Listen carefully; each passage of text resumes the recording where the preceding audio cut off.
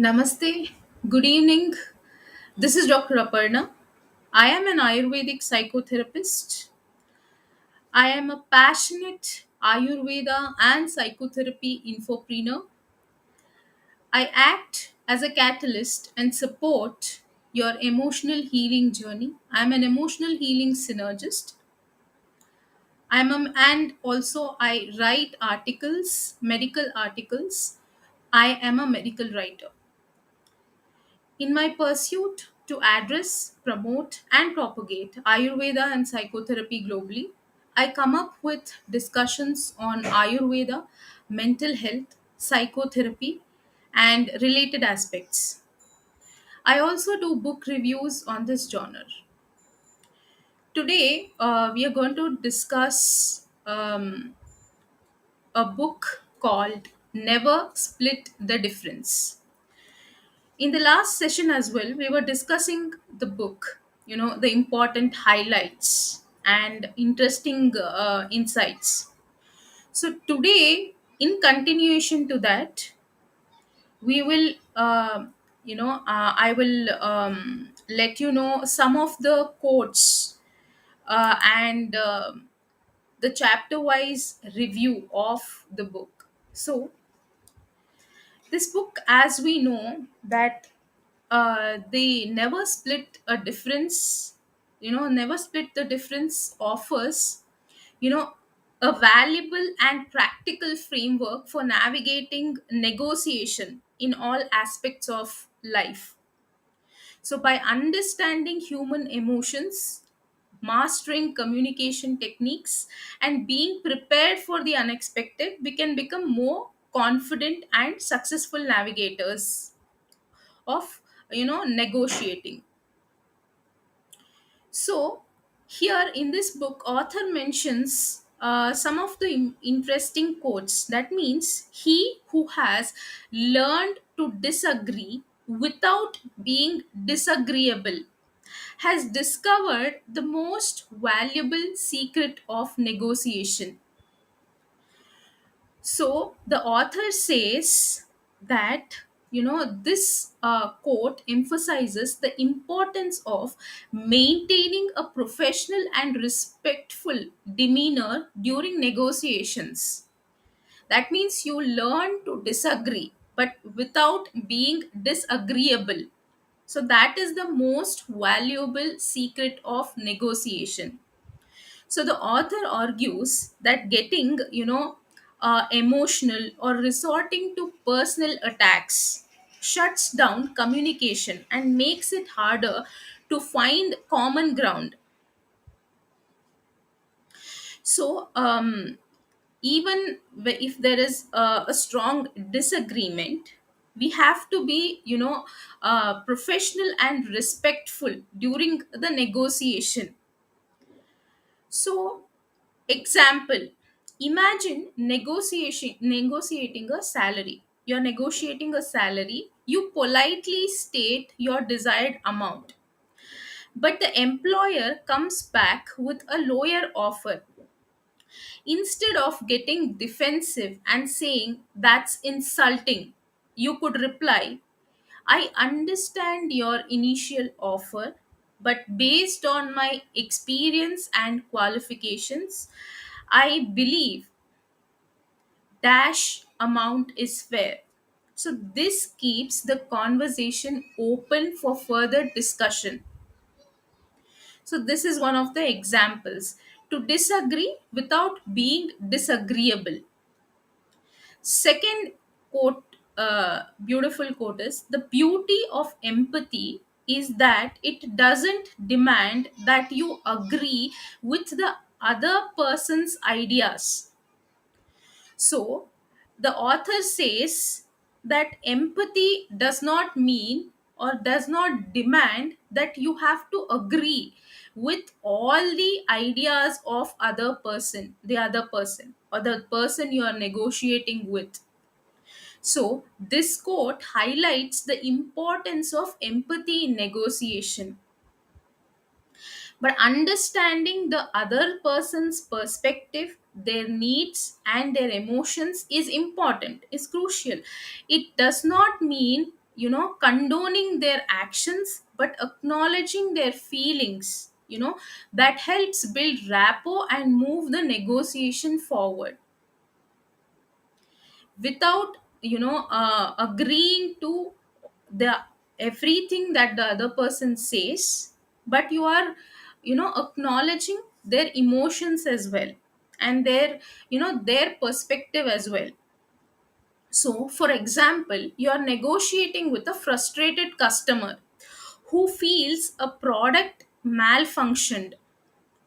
So instead of arguing they misused it, acknowledge their frustration. Like, I understand how upset you must be.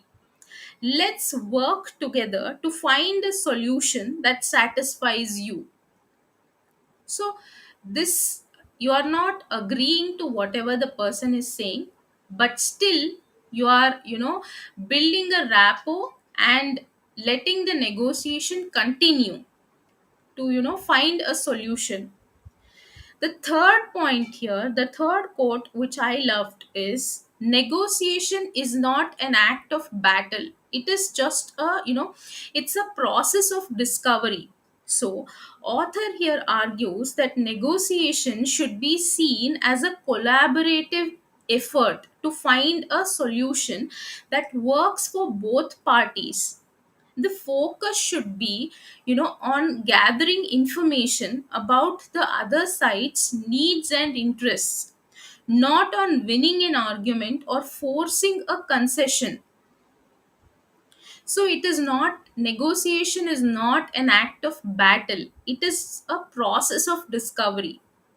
So for example, you're negotiating a contract with a supplier. Instead of just stating your terms, ask open ended questions to understand their needs. That means, what are your biggest concerns with this contract? So, what would make this agreement most beneficial for your company? So, when you negotiate and I understand their needs and their concerns, you can find a solution that can be beneficial for both the parties. So the next quote which I loved was, for good negotiators, no is a pure gold. That means no is a powerful tool in negotiation. So it can be used in several ways. Signaling, for signaling seriousness. Suppose a firm no to an initial offer shows you won't be easily swayed. You cannot be easily swayed away. So the next thing is deflecting pressure tactics. So if the other side uses aggressive tactics like time pressure, a simple no, I need more time to consider, can slow things down. So you can deflect the pressure tactics by a no. Encouraging concessions. So, by using techniques like the mirror label, that means repeating back the other side's no in a neutral tone, you can encourage them to elaborate on their concerns and potentially reveal their bottom line. So, a car salesman gives you a high pressure sales pitch. Instead of feeling obligated to respond with a counter offer, you can simply say, no, that doesn't work for me. Let's talk about a price that's more in line with my budget. So, no is a pure gold for good negotiators. The fifth quote, which I loved, was, the most powerful word in negotiations is fair. So, the author says, by appealing to fairness, you can gain leverage in a negotiation. That means the other side will be more likely to compromise if they believe they are getting a fair deal. So, author suggests framing your arguments in terms of fairness to strengthen your position. For example, you are negotiating a deadline extension for a project. Instead of just pleading for more time, explain the challenges you have faced and why an extension is fair to both parties. So, given the unforeseen circumstances, a 1 week extension would be fair enough, to ensure a high quality final product that meets everyone's expectations. You have to be tactful. So, this here he says that the most powerful word in negotiation is using the word fairness. So, the next quote I loved was, splitting the difference is wearing one black and one brown shoe. So, don't compromise. So the author says why the book is never split the difference is, if you split the difference, that means you are wearing one black shoe of yours and one brown shoe of his. So don't compromise. So compromising, splitting the difference means compromising. So compromise is often seen as the middle ground in negotiation. Tera bhi nahi, mera bhi nahi. You're compromising. But compromising is like you're wearing shoes of different colors. That means here the author argues that splitting the difference rarely leads to an optimal outcome. For either side, it would not be beneficial. So instead, he recommends focusing on creative solutions that meet the needs of both parties. So for example, negotiating, the price of a used car. So instead of settling for a price in the middle of your offer and the seller's initial price, consider offering a slightly lower price, but ask for extras like floor mats or a warranty to be thrown in. So this can create a more, balanced outcome. So you're asking for extras in this scenario. Likewise, you're focusing on creative solutions that meets the needs of both the parties. So we had discussed chapter 1 in the last session. So chapter 1, highlights that traditional negotiation focuses only on logic and reason, so that neglected the role of emotions in real world scenarios. So emotions are, significant in factor in decision making during negotiations. So understanding emotions is, others emotions, others needs, and others concerns, having empathy is crucial for success while you're negotiating. So, do not underestimate the power of emotions. Adapt your approach to address both logic and feelings to achieve better outcomes. So, the second chapter is Be a Mirror. So this chapter highlights on mirroring. So mirroring involves repeating back keywords or phrases the other party uses. That means mirroring builds rapport and encourages them to elaborate on their thoughts and feelings. So here mirroring shows that you are listening actively and validates their perspective. So this fosters trust and makes them more receptive to, your ideas. So for example, you are interviewing for a job and the interviewer expresses concern about a gap in your resume. So mirroring with a gap in my resume, that's something I can explain, opens the door for you to address the issue directly and showcase your skills and experience. So you are mirroring the words, a gap in my resume, that's something I can explain. You know what, I can tell you why there was a gap, for so and so reason. So that opens the door for you to address the issue directly and showcase, your skills and experience. So the third chapter is don't feel their pain, label it. So labeling emotions involves acknowledging and validating the other party's feelings without getting overwhelmed by them. So labeling diffuses tension and creates space for a productive conversation. So here, acknowledge emotions objectively. That means don't try to feel their pain, but simply label it. This allows you to address the underlying concerns and move forward constructively. So your teenager is upset about missing a concert due to her bad grades.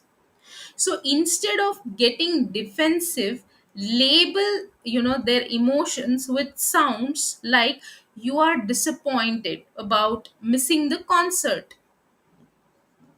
So you are labeling their emotion, the emotion, as disappointment. So sounds like you are disappointed about missing the concert. So what happens is this opens a dialogue to discuss the situation and find a solution together. So the next chapter is beware yes and master no. So this chapter highlights on most negotiators push for yes answers, but no can be a powerful tool. So no forces the other party to elaborate and potentially reveal their priorities. So here, don't the author says that don't be afraid to use no strategically. That means it can encourage the other party to offer concessions or provide valuable information that strengthens your position. So, for example, you are negotiating a service contract renewal. So the provider presents a new package, but it doesn't meet your needs. Instead of immediately saying no, you could say, no, that package doesn't quite fit our requirements. Tell me more about customizing a plan that better suits our needs and our budget. So the chapter 5 is trigger the two words that immediately transform any negotiation. So the magic phrase, that is tell me more. So the author says that this simple phrase tell me more invites the other party to elaborate, giving you valuable insights and control over the conversation. So, Tell Me More is a powerful tool for gathering information and influencing the negotiation. So, use it to understand their perspective and guide the conversation towards your desired outcome. So, for example, you're selling your house and a potential buyer expresses hesitation about the location. Instead of getting defensive, ask, tell me more about what concerns you have about the location. So, this allows you to address their specific worries and potentially highlight the benefits of the neighborhood. So, the next chapter is bend their reality. So, this chapter focuses on influencing the other party's perception through calibrated questions and reframing. So, calibrated questions, open ended questions that nudge them towards your desired outcome. Reframing, so you have to ask calibrated questions, one, and second is reframing. Reframing is restating their arguments in a way that benefits your position. That means craft your questions and communicate strategically.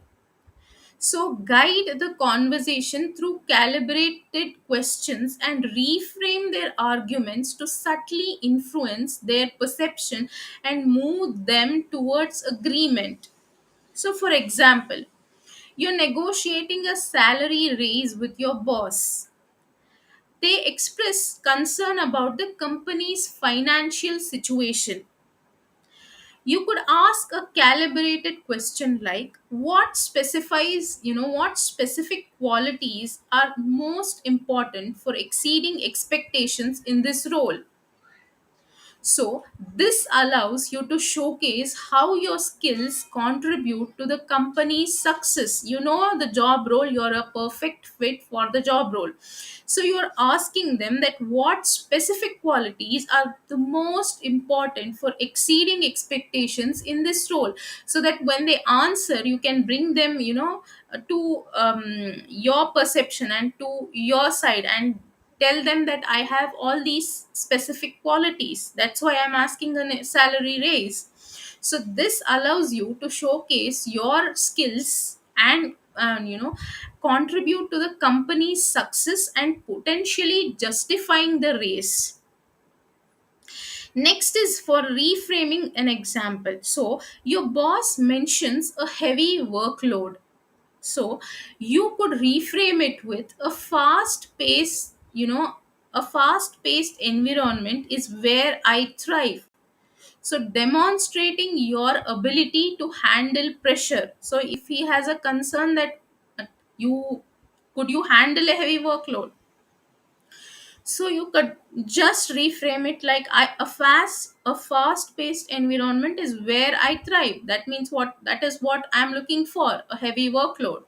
So that means that you're able to handle pressures.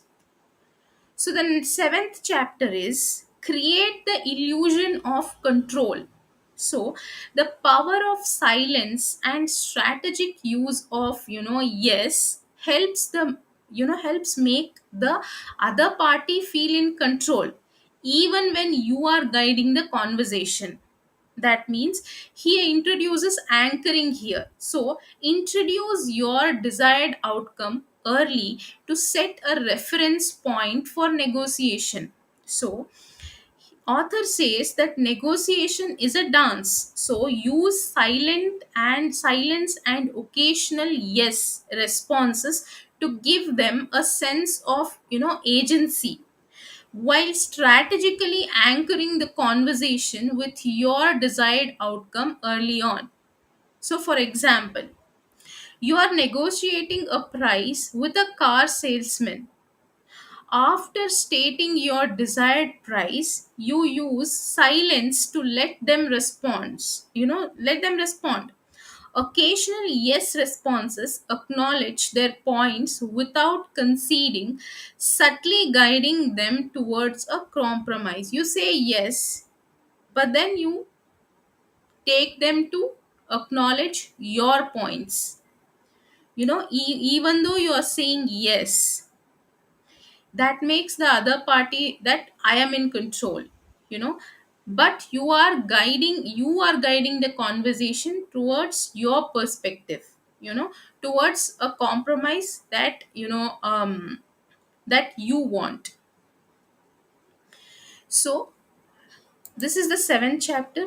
I think the remaining will discuss in the next session. Remaining will discuss in the next session. And thanks for watching. You can post in your queries and share your thoughts in the comment section. Thank you. Thanks for watching. Namaste.